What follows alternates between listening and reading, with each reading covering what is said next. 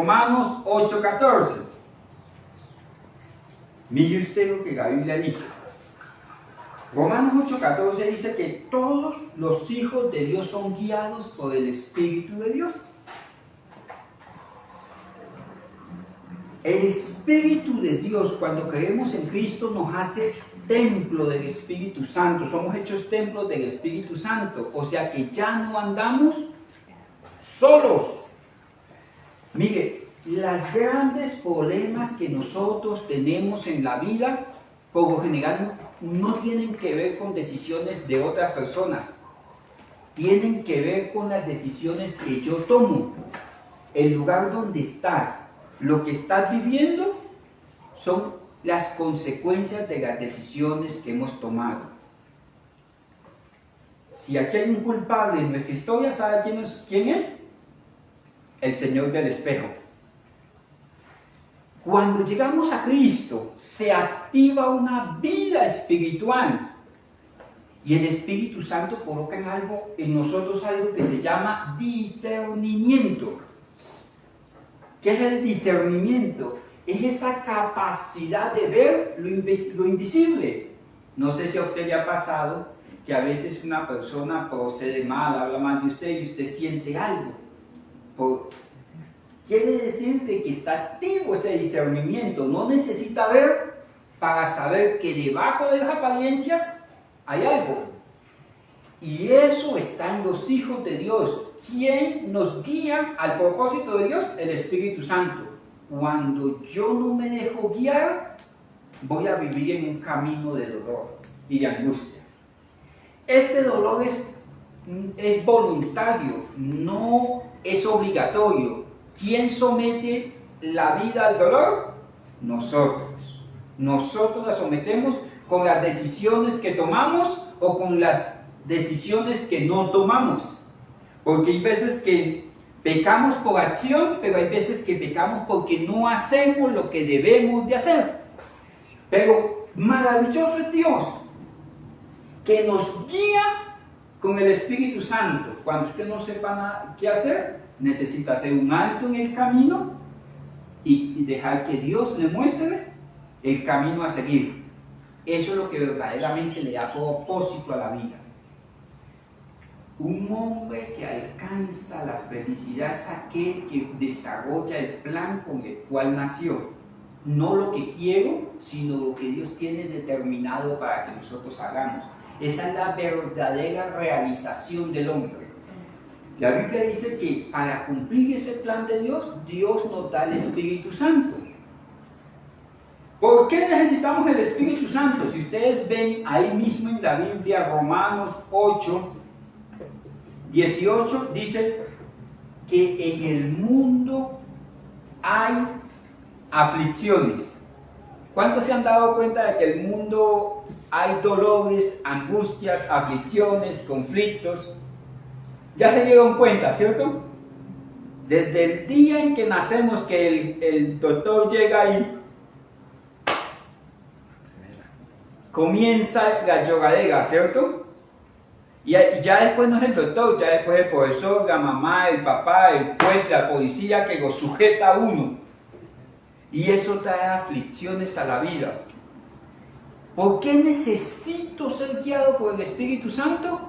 Porque entre más eficientes, inteligentes, propicias sean mis decisiones, menos dolores voy a llevar, menos angustias del alma voy a llevar. Las aflicciones son un común denominador de toda la raza humana. ¿Listo? Pero entre mejores decisiones tenga, menos dolores voy a tener. ¿Me copian la idea?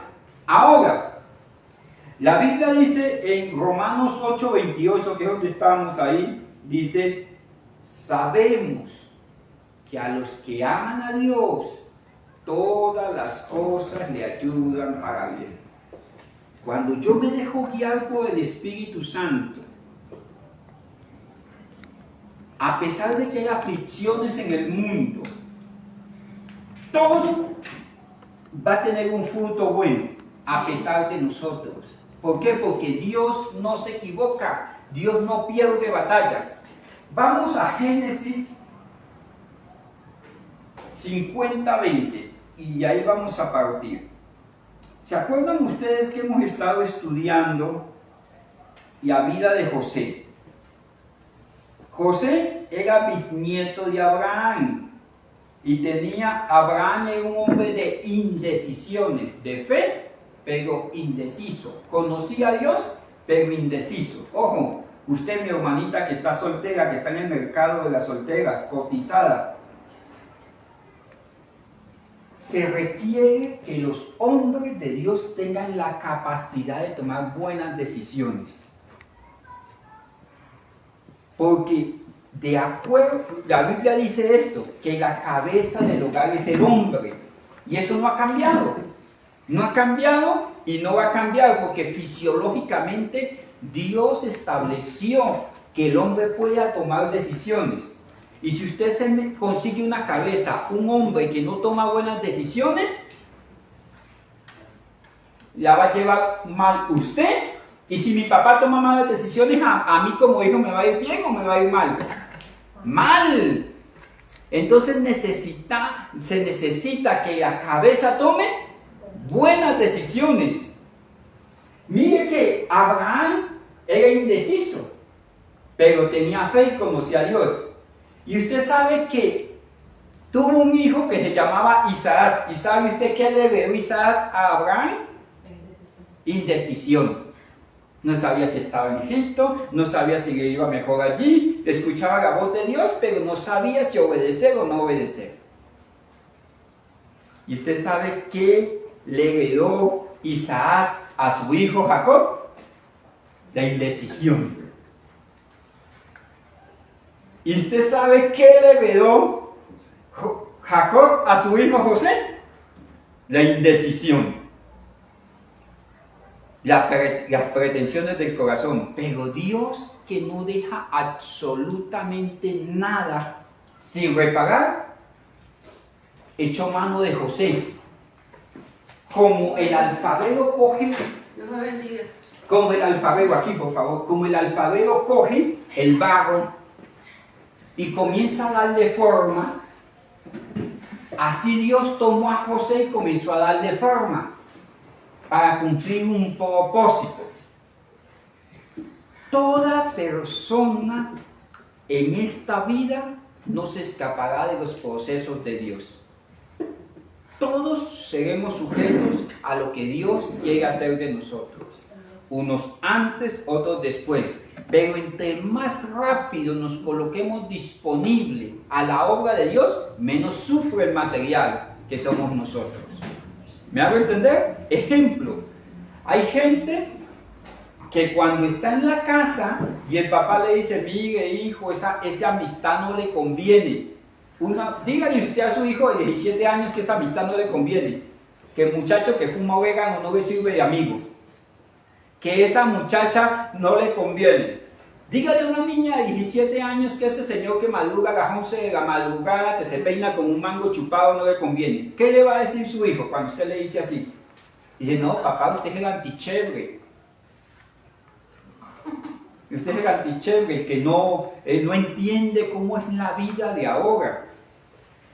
Y pasando los años, ¿sabe a quién le dicen antichévere? A mí, yo le decía de pronto a mi papá que era antichévere, porque con el tiempo nosotros somos formados. Hay dos formas en que aprendemos el orden y la disciplina de Dios. Una de esas es por la instrucción. David le decía a Salomón, hijo mío, esté atento a mis palabras. Es lo que cualquier papá le dice a un hijo, venga hijo, esas cosas no se hacen así, se hacen de esta manera. Pero cuando el hijo le levanta, le da golpe de ala, o sea, le levanta los brazos y no hace caso, como no se dejó enseñar del papá, ¿usted sabe quién le va a enseñar? La vida.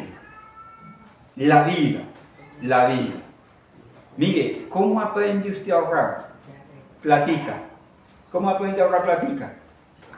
Gastando. Después de que se gasta todo y tiene que sacar fiado, el próximo mes usted aprende disciplina. Estas decisiones que yo tomo, muchas son heredadas de nuestros padres.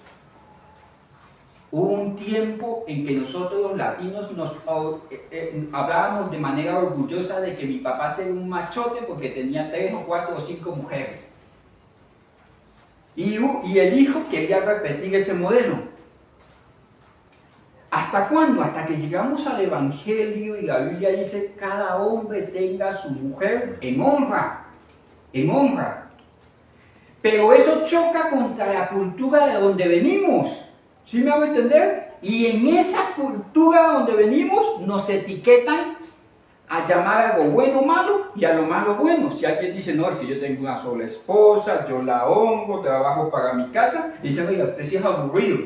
Es más, ¿sabe qué le dice la gente a los jóvenes? La Biblia dice: mire, cuando usted ya tenga edad de casarse, de proceda a casarse y sepa tener su esposa en honra. Ahorita la gente le dice: no, hijo, no se case, viva, conozca el mundo. No tiene sino los primeros 30 añitos de su niñez, conozca el mundo. La Biblia dice todo lo contrario: establezcan familias, levanten generaciones en orden, porque a lo bueno estamos llamando malo y a lo malo estamos llamando bueno. Esas decisiones pueden ser populares, pero esas decisiones tienen consecuencias.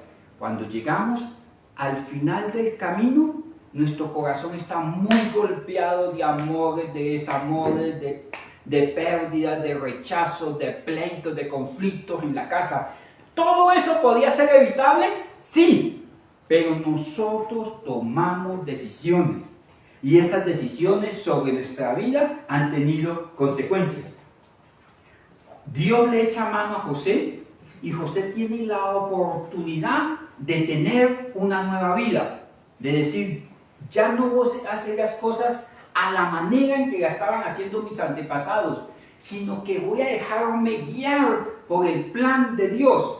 Voy a dejar que el Espíritu Santo me guíe a la vida de paz que Él tiene para nosotros. Acuérdense ustedes que en Job 22, 21, ¿alguien se acuerda qué dice?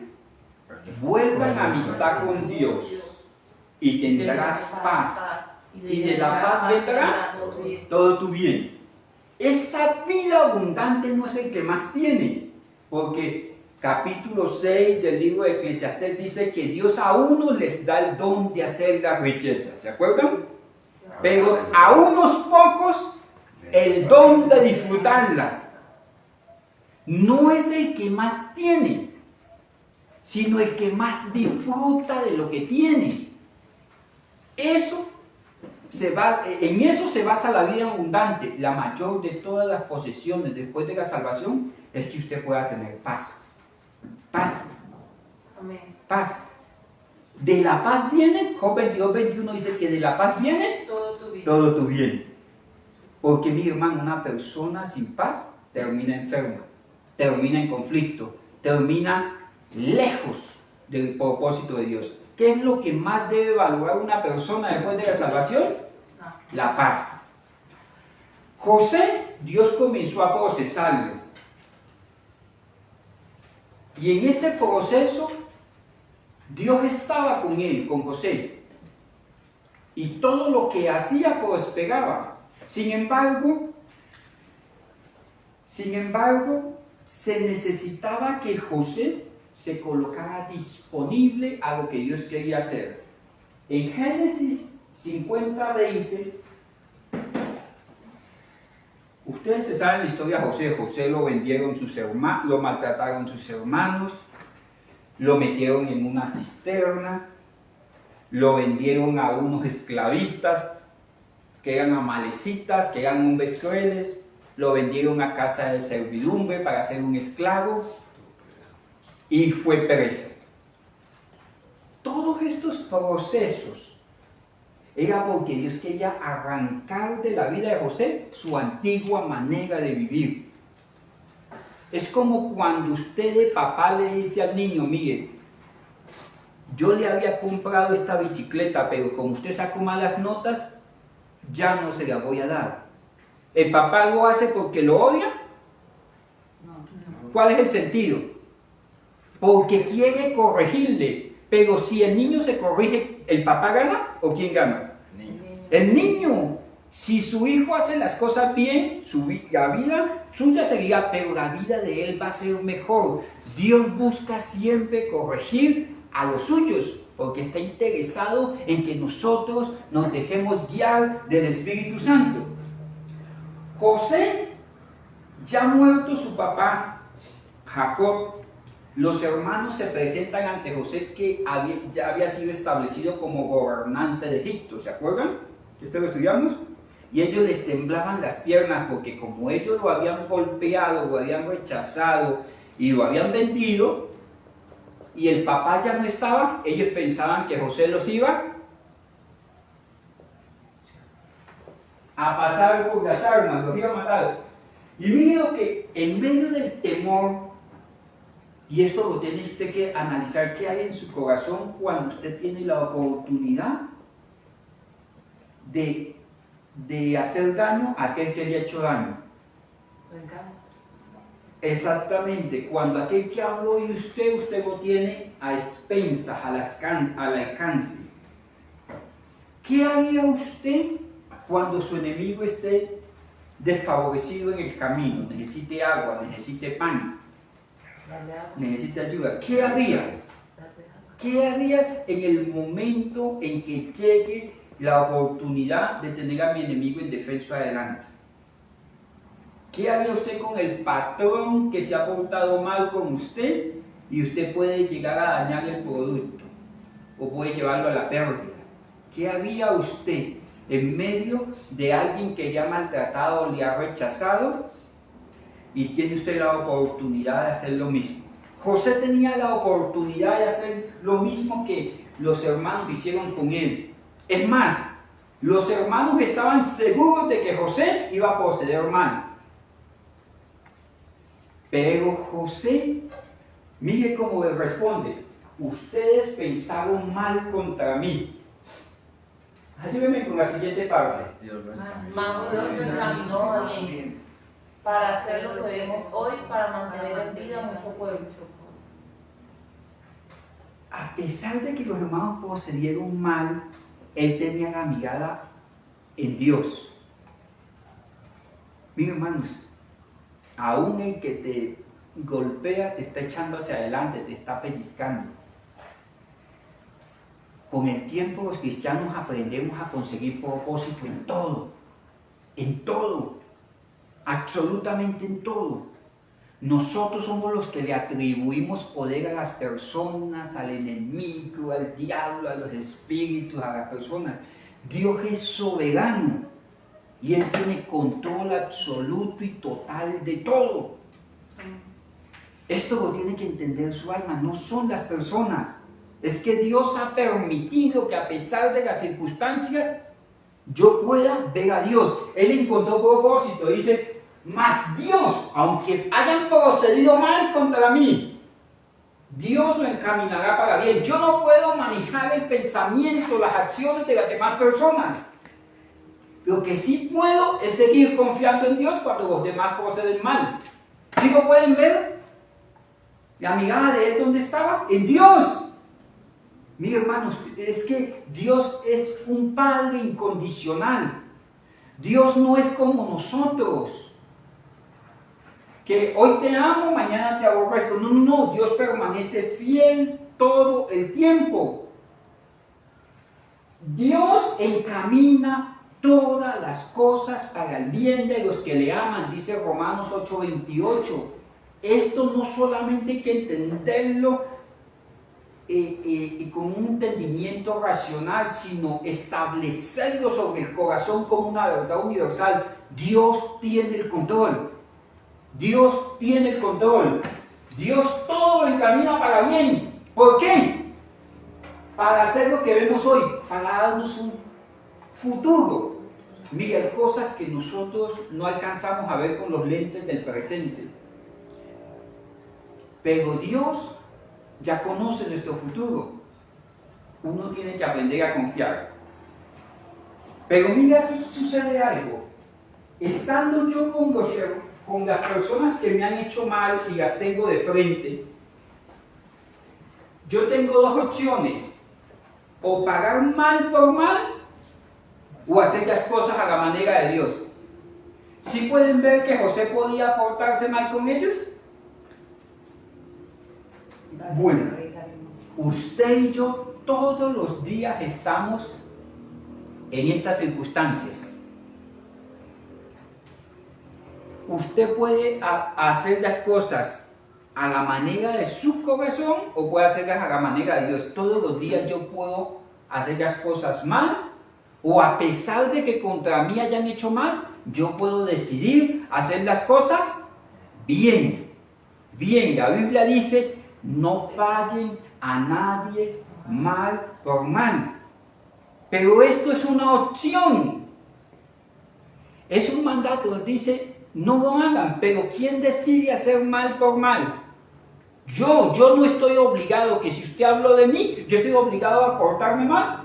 Si usted me golpea, estoy obligado. No, hermanos, no. La Biblia dice: no resistan al que es malo, para que la justicia de Dios opere. Aquí entra algo. Estando yo en el escenario de la vida, del día a día, yo tengo que vencer la inclinación a hacer la maldad que hay en mí. Mire usted cómo lo diría Primera de Juan 1:9. Hay algo en el corazón del hombre que todo lo echa a perder. Hay personas que no necesitan robar nada, pero como alguien dio el papayazo, hay gente que no conoce a la persona, pero la vio que le quedó bien o mal el vestido, comenzó a mover la lengua no porque la persona sea mala, sino porque hay una necesidad del chisme, del morbo, de la mentira, de hacer la maldad. Hay en otros países donde la gente duerme con la puerta abierta. Hay un país, mi hija me contaba que allá los cultivadores sacan la cosecha y la dejan a las orillas de las carreteras y dicen ahí €1 Entonces llega la gente, coge los calabacines y deja la plata ahí y sale y se va. Imagínese usted colocar una mesa allí y usted coloca, va a vender queso, va a vender lo que sea. ¿Usted cree que la gente va a dejar la plata? No. ¿Cuál se va? ¿Sí o no? Sí. Ahora, se lleva todo. coloque usted un canasto con pan y diga: lleve un pan. ¿Usted cree que hay gente que es capaz de llevar 4, 5, 6, 7? Pero uno se come uno solo. ¿Pero es capaz de llevarse 7? ¿Sí o no? Sí. ¿Por qué? ¿Por qué? ¿Por qué? Su mal corazón. Cuando uno tiene varios hijos, yo soy el hijo del medio. Hacia arriba mío hay 5, hacia abajo mío hay 5. Usted no sabe lo que es repartir una gallina entre 12 chinitos. Entonces apenas se descuida el vecino, llega usted, le manda la mano al plato. Pero ¿por qué sin el mío hay? ¿Por qué? Mire usted lo que dice aquí en 1 Juan 1:9. Si confesamos nuestros pecados, Dios es fiel y justo para perdonar nuestros pecados. Ayúdame con la última parte. Limpiarnos de toda maldad. Un pecado es cuando yo ejecuto la acción. Alguien no me gustó, saqué la pistola y ¡pum! Pecó. Pero la Biblia dice que el que aborrece a su hermano en el corazón es homicida y que Dios juzga las intenciones del corazón. Por eso la Biblia dice: mire, cualquiera que ve a una mujer y la codicia, ya pecó con ella en el corazón. Pero pastor, yo no me he acostado con ella, yo no he sido infiel, pero ¿dónde está el mal? La Biblia dice: ¿de dónde salen los pleitos, las contiendas, las iras, las disensiones? Del corazón. O sea que el mal de nosotros no solamente radica en la acción, radica en que nuestro corazón es un corazón perverso. Mira, hay gente que odia a los demás y usted le dice: ¿por qué le cae mal? No, me cae mal. Pero ¿por qué ella ha hecho algo, dijo algo? No, es que desde que la vi me cayó mal. ¿Por qué? Porque hay una inclinación a la maldad. Esa inclinación a la maldad está en usted y está en mí. Todo el tiempo estamos pensando lo malo. Ejemplo, ¿cuántos de aquí me estiman? Yo sé que ustedes me estiman. Ustedes me ven a la 1 de la mañana con un televisor al hombro, corriendo por la mitad del parque. ¿Usted qué piensa? Se lo robó. ¿Por qué piensa eso? Por la hora. ¿Por qué piensa eso? Si fuera suyo, usted lo ya montado. Pero fue que mi hermano me lo chequeó y me dijo, si se lo lleva ya, es suyo. Vaya, se dispara. Es que el hermano le dijo, tienes una hora para Pero- llevarlo. Que se caiga y se para. Corro antes. Pero ¿sabe por qué pensamos eso? En su corazón. Porque en nosotros hay una inclinación al mal. En nosotros hay una inclinación al mal. No sé si a usted le ha pasado, por ejemplo, mano, perdóneme esta, maestro. Y voy a poner de ejemplo. El día que yo conocí al maestro, o sea, el día que conocí la mamá del maestro, ahí muy joven, y vi al maestro con una señora, con una muchacha de gancho en la calle. Ay, sagrado. Seguro. Ay, ay, Y yo le iba a dar sus bibliazos al hombre, oye, hermano, o sea, ¿era la hija o qué? eso, La mamá. era la mamá. Ay, sagrado. O sea, de verdad, y discúlpeme, pero ¿por qué pensé mal? ¿Por qué no tenía capacidad de preguntar, esa es su prima, su hermana, su tía, su mamá? O sea, no hablaba con la mamá porque era muy joven.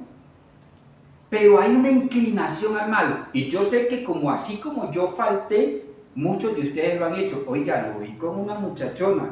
Yo tengo una hija que es ya adulta. Y cualquiera se inclina a la maldad. Esa maldad todos los días me está diciendo al corazón,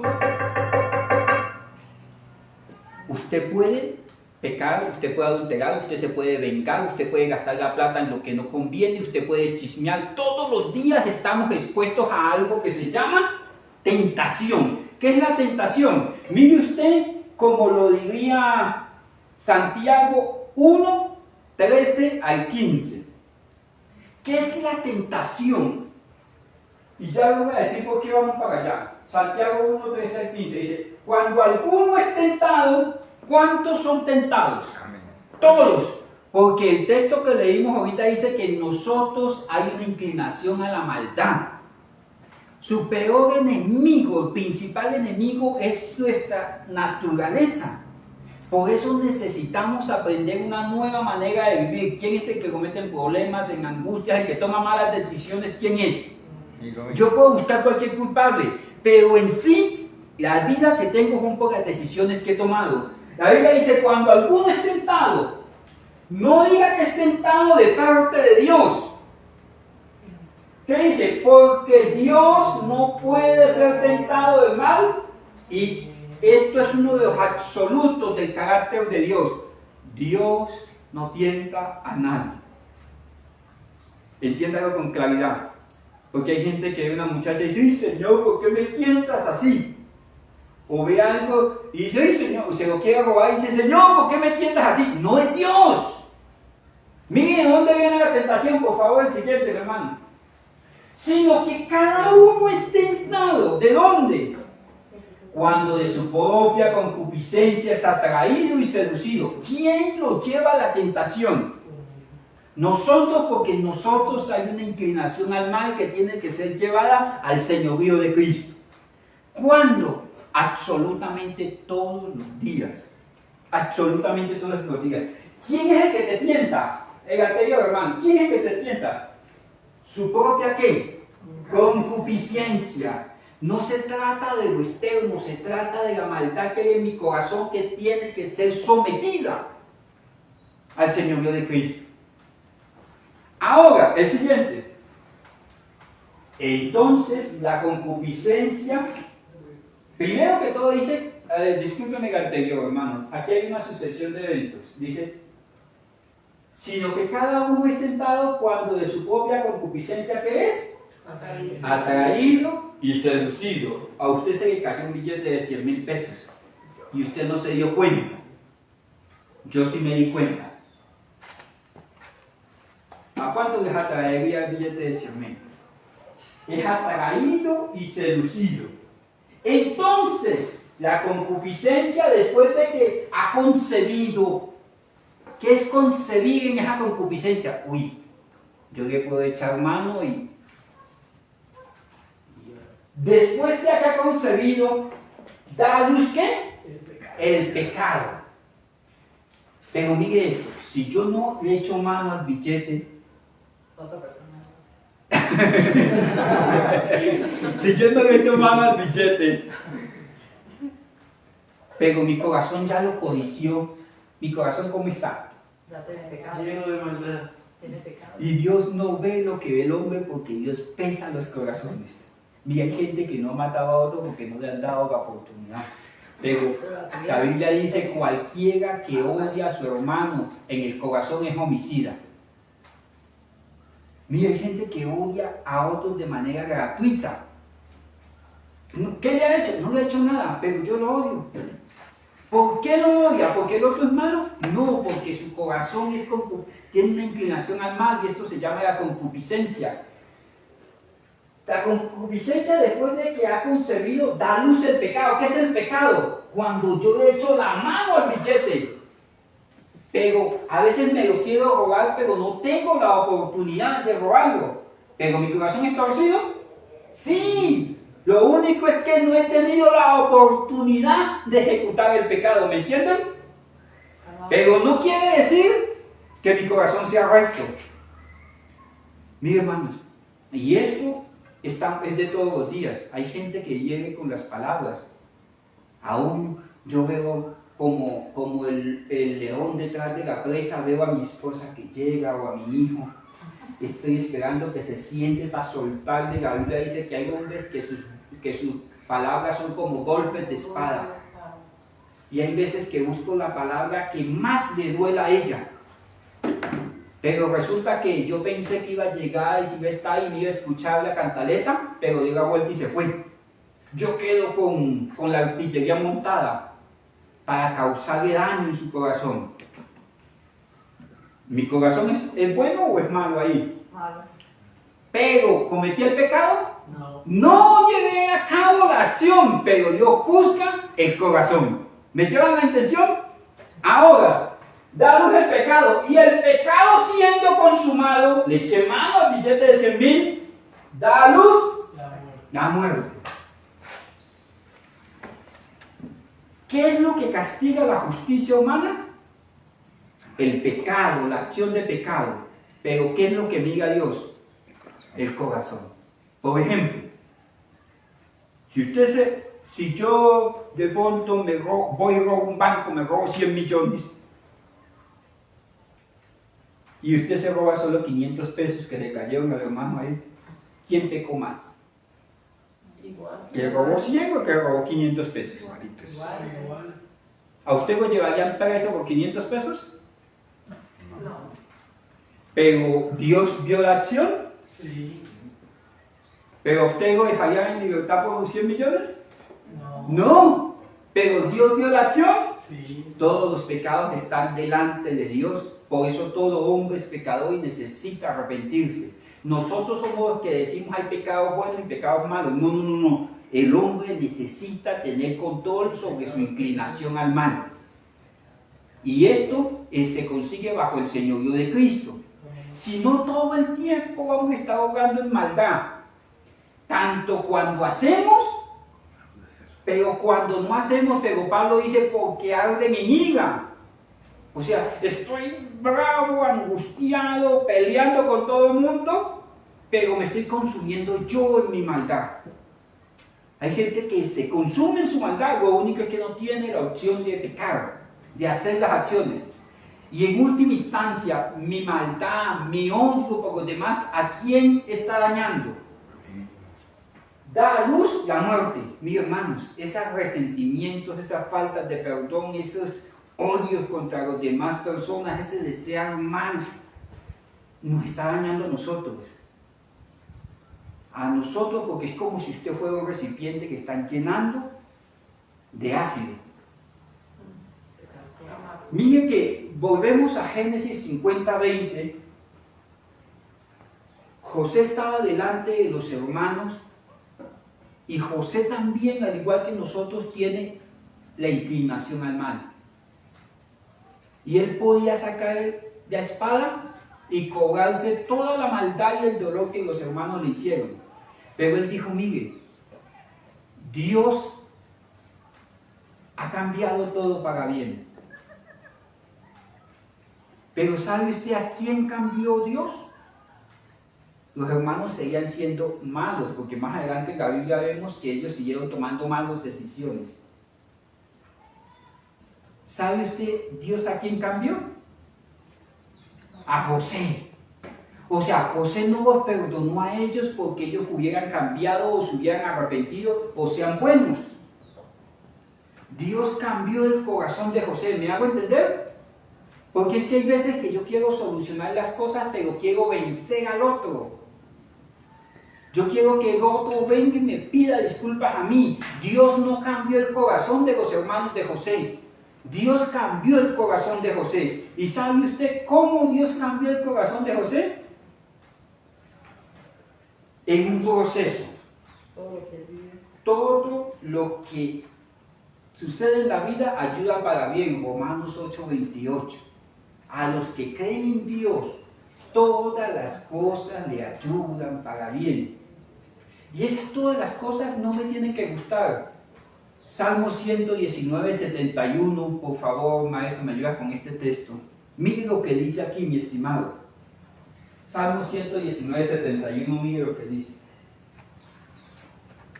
Porque bueno me es haber sido para que aprenda. Venga. Esos procesos de humillación pueden dejar algo bueno en mí. ¿Ustedes qué creen? Experiencia, yo. ¿Esos procesos de humillación pueden dejar algo bueno en nosotros?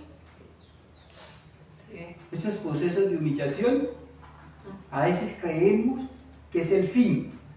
Cuando nos sacan del salón, cuando mi papá me hacía así, cuando yo ya estaba vestido para la fiesta y me dijo, usted no sale.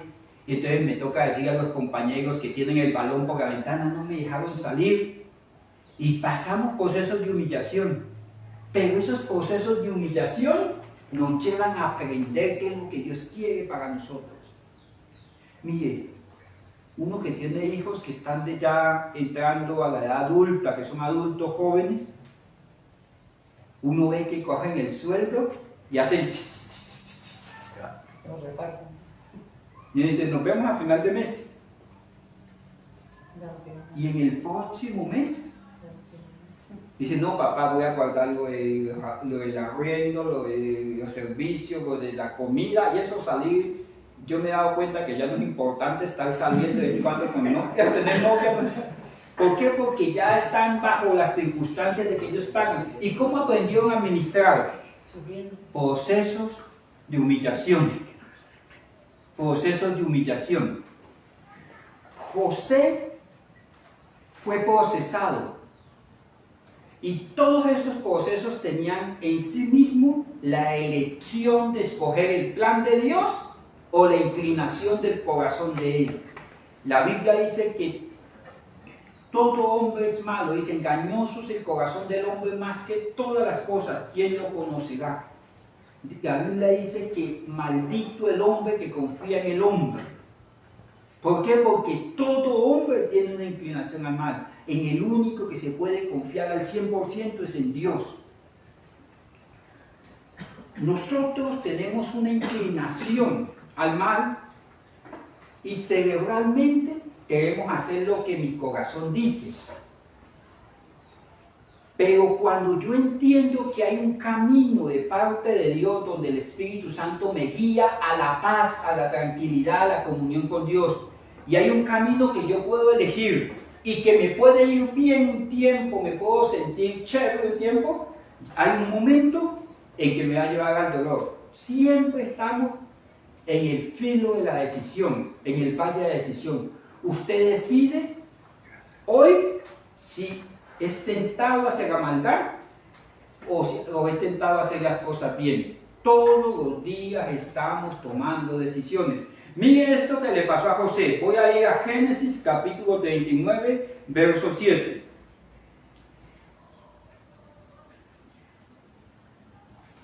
Dice, un tiempo después, la esposa de su amo, el amo de José, que llamaba Potifar, comenzó a fijarse en José y le dijo, acuéstate conmigo. Estoy leyendo la PDT.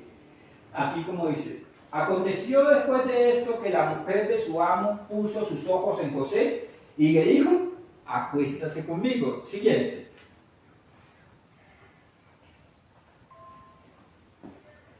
Y él no quiso. La oportunidad estaba, la propuesta estaba, sí.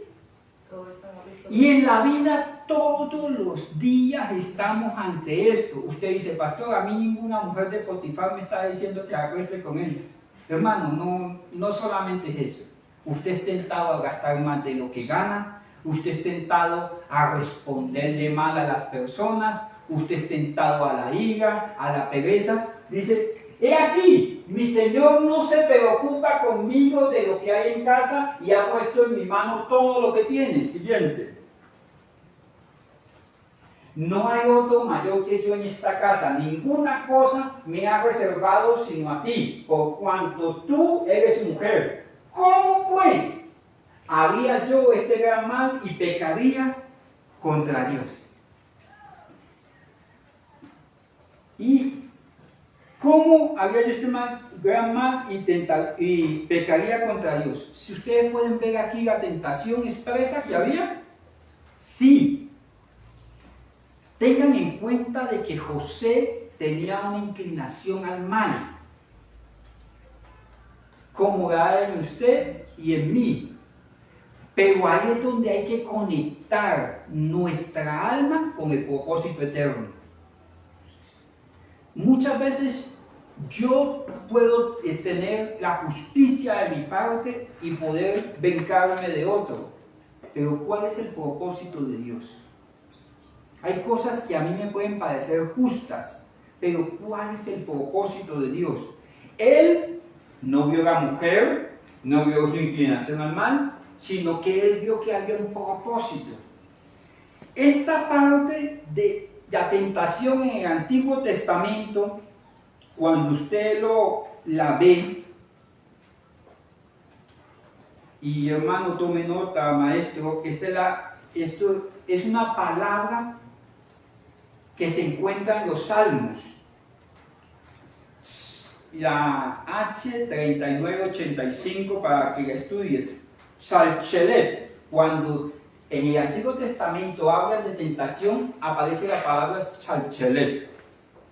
Pero ¿qué es esta palabra? Es cuando los músicos, yo no entiendo mucho de esto, pero sé que le colocan, hermano, ¿cómo se llama eso? Que en el pentagrama le hacen así. Hay un montón de figuras y le hacen así. Ligadura.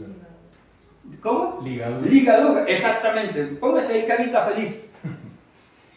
Es cuando yo le doy continuidad a la vida. Chalchelet es, a pesar de que hay tonos bajos y tonos altos y tonos bajos, yo puedo hacer ta y continuar la vida. ¿Qué quiere decir? Que a pesar de que venga la tentación, yo puedo seguir la vida. Hay gente en la tentación que se queda, usted tiene así 120 kilos y pasa por la heladería y queda paralizado. Y comienza a degustar los sabores, el olor del pollo. ¿Por qué? Porque usted sabe que no puede entrar, porque le va a hacer mal a la salud. Pero la tentación lo deja ¿cómo? Paralizado. O lo mete a cometer el pecado, o lo deja paralizado. Salchelet implica una cadena de consecuencias. Ante esta circunstancia, ¿cuál es el paso a seguir? Eso es lo que implica Salchelet. Es un término de los músicos. Es continúe. Viene otra nota, pero continúe. No sé si me hago entender cuando digo viene otra nota. Viene una circunstancia a su vida, pero continúe. Hay circunstancias en la vida que nos cogen de imprevisto. Por ejemplo, nadie está preparado para una quiebra, nadie está preparado para un luto, nadie está preparado para que el profesor le diga nos vemos el otro semestre aquí en el mismo lugar por el mismo canal, ¿cierto? Nadie está preparado para eso, pero nosotros tenemos la capacidad de seguir la vida. La tentación viene, pero hay un plan, hay una partitura. Discúlpeme, soy tan gráfico en el tema, hay una historia para seguir. O sea, yo no me puedo salir de la historia, tengo que hacer salchelet, tengo que unir mi vida al propósito de Dios. Unir mi vida al propósito de Dios. La tentación siempre va a venir. Las decisiones siempre van a tener que ser tomadas. Si usted no toma la decisión, el tiempo la va a tomar. Hay gente que no perdona en vida. Y cuando el papito está en medio de la sala de velación, se perdona. Hay gente que se pelea por la herencia del abuelito que se fue. Y como ellos no pudieron solucionar, los hijos de ellos lo solucionaron. La vida va a seguir.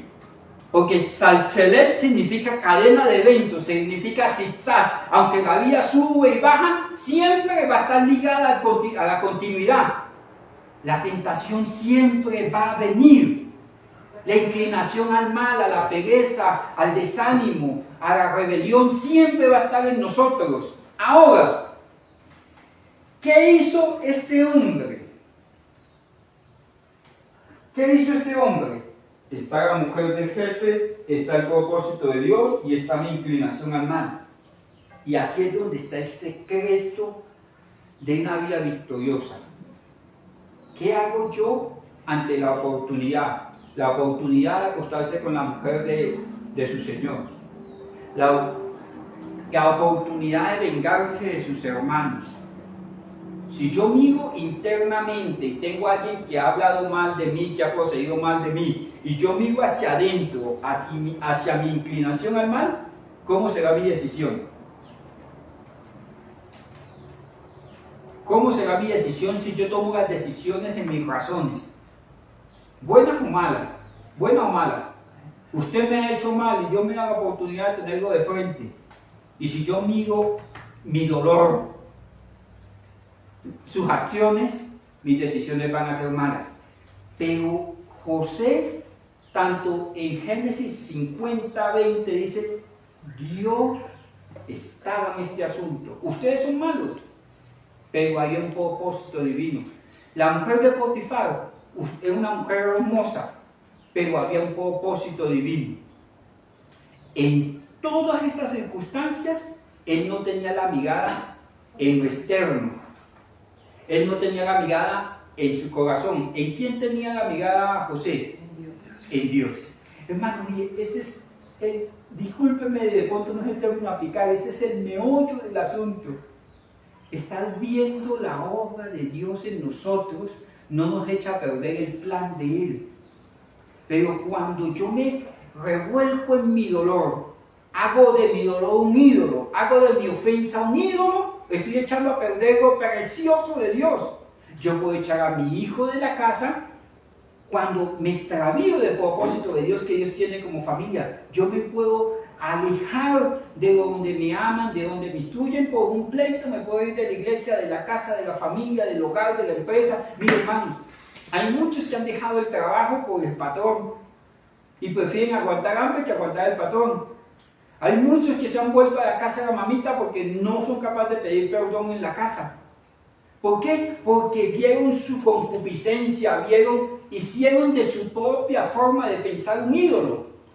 Y si yo me baso en lo que mi corazón dice, y la Biblia dice que es engañoso más que todas las cosas, hermano, me va a llevar lejos del propósito de Dios. Pero si yo veo si el otro merece mi perdón, si el otro merece mi ayuda, si el otro merece que yo lo ayude, pero se ha portado mal, definitivamente no hay forma como responder bien. Pero si yo miro a Dios, que a pesar de que yo soy pecador, el Cristo murió por mí en la cruz del Calvario, que a pesar de mis pensamientos, de mis acciones, Él no me ha pagado conforme a mis obras, créame que viendo el propósito de Dios es la única forma de vencer la tentación. José fue tentado. Y en esas tentaciones no miró la oportunidad, ni miró el error humano, ni siquiera miró su condición. A pesar de su dolor, de sus angustias, él colocó la mirada en Dios. Ante la tentación es necesario someternos al señorío de Cristo y entender que Dios tiene un propósito, así las cosas no nos gusten. Incline su rostro, por favor. Extienda sus manitos. Yo no sé a qué ha sido tentado, pero es un desafío para ser guiado. A veces somos tentados sexualmente, sentimentalmente, pero a veces somos tentados al odio, a la angustia, al dolor, a la rencilla, al conflicto. Yo no sé qué es lo que hay en tu corazón que te lleva a pensar mal y a odiar. Pero en este momento te suplico, ahí donde estás, los cristianos no confesamos los pecados a los hombres, sino vamos a Dios en el nombre de Cristo. A que le digas, Señor, yo me arrepiento porque he procedido mal, porque he pensado mal, porque he permitido que mi corazón se llene de amargura. Te pido perdón y te suplico que sanes mi alma, que yo pueda identificar la maldad de mi corazón y colocarla delante tuyo para ser lavado, porque tú eres fiel y justo, Señor, que si yo confieso mis pecados, tú eres fiel y justo para lavarme de mi maldad.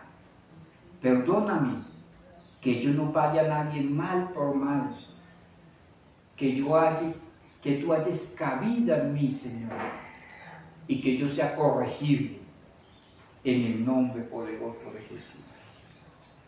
Amén y amén.